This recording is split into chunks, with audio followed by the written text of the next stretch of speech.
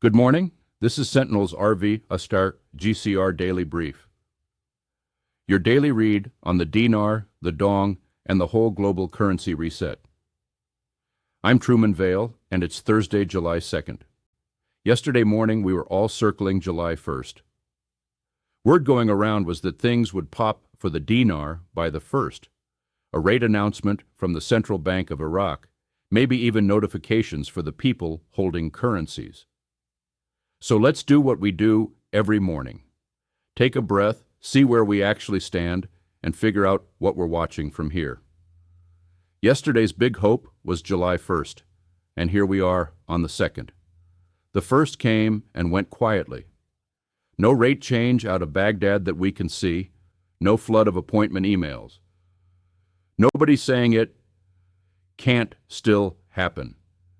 Intel changes, timelines slip, and the story's still moving.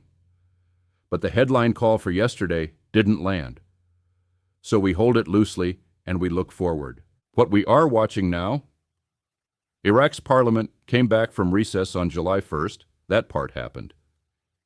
And the chatter says there's a special session scheduled for July 5th to seat the final 9 ministers, including Interior and Defense. Once that government is locked in, Prime Minister al-Zaidi is expected to fly to Washington in mid-July for meetings with President Trump. The thinking goes that a cleaned, fully formed government heading to Washington with energy deals on the table is the final piece before any kind of currency move. Some are hearing the dinar reprices at the end of that sequence. Others think it could go beforehand, so al-Zaidi shows up with something real to put on the table. Either way, mid-July and that Washington trip are the new targets people are locking onto. Then there's this other thread that's been absolutely everywhere the last day or two, a very specific countdown tied to the QFS and what some are calling Year Zero. The claims go like this: today, July 2nd, is supposedly a global media switchover. Tomorrow, July 3rd, is billed as the restoration announcement. July 4th, Trump's event, unveiling the QFS rebirth and opening medbed access. July 5th, the finals of the QFS transition, wealth transferred to the people. And July 6th, Year Zero, the official beginning of a new era of total prosperity. Some versions add that the absolute RV comes fully alive on July 7th, with debt jubilee activations beginning. I want to be really clear. Take it with a massive grain of salt. This is the chatter, not the gospel. We've seen breathless countdowns like this before. Dates stacked up like dominoes, each one supposedly the day everything changes. And historically, they haven't panned out. Nobody truly knows. Could elements of it be real? Sure, things are moving. But don't plan your week around it, don't get too excited or too depressed. And definitely don't make any financial decisions because somebody posted a countdown. We watch it, we track it, we stay informed, and we keep our heads. And honestly, this is exactly why I built my whole morning around the app.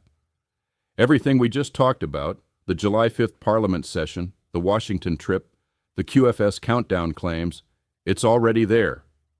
Organized by source, tagged by currency, updated the second it hits. You didn't have to wait for me. If you'd flagged the dinar or imminent timing claims in your free custom notifications, you'd have gotten the ping while the rest of us were still brushing our teeth. VIP membership is free right now. That's the real edge. The VIP level alerts, the watch list the power users follow, and it costs nothing to grab today. Get in while it's free. Let's break it down by currency. The dinar. Iraq's parliament did come back on July 1st. That's confirmed. The chatter now says July 5th is the special session to seat those final 9 ministers. Once that's done, al-Zaidi heads to Washington, mid-July. Somewhere around the 15th is what people are hearing. And he's expected to present some kind of plan to Trump, possibly tied to a reported $400 billion energy fund. Frank 26 has been all over this. saying al-Zaidi can't show up in Washington empty-handed and that the dinar move has to happen before that trip. Stephen's hearing the same basic story. Conditions look good. The repricing could happen before the Washington visit. Mnt Goat's been tracking the militia disarmament deadlines and the cabinet completion push, and says it all points to the same mid-July window. On the structural side, there's some genuinely interesting stuff happening. Iraq just issued a hard deadline. Citizens and institutions have 3 months to register and connect to the new national digital payment infrastructure, or they risk losing access to salary disbursements. That's a real policy move. The new central bank governor, Nizar Nasser, came from the Anti-Money Laundering Office. He's an enforcement guy. Customs automation through Acicuda is locking into place. Starlink got approved, and Iraq just recovered over $100 million and 98 billion dinars from officials accused of hoarding assets. All of that is real. Does it mean the rate changes this week? I have no idea. But it does mean Iraq is tightening the financial system in ways that matter. The dong. Quiet on the dong front today. No breaking news out of Hanoi, no rate whispers. Bruce mentioned yesterday that new rates were expected to show between July 1st and this Friday, with financial independence by July 4th. We're past the 1st now, so if that window's still alive, it's narrowed to tomorrow or the holiday. We'll see. The ZIM. Bruce had a very specific call for ZIM holders. Notifications were supposed to come yesterday afternoon, mid to late, with redemption centers opening Friday the 3rd and Saturday the 4th, possibly Sunday, running through mid-July.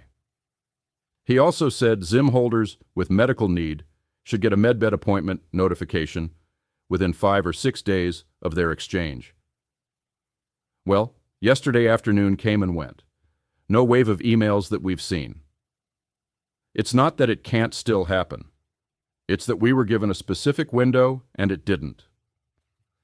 So we note it. We give the benefit of the doubt that the intel evolved or the timing slipped, and we keep watching. The big story today is still that countdown and the Washington trip. If you step back and look at the whole picture, here's what's actually true.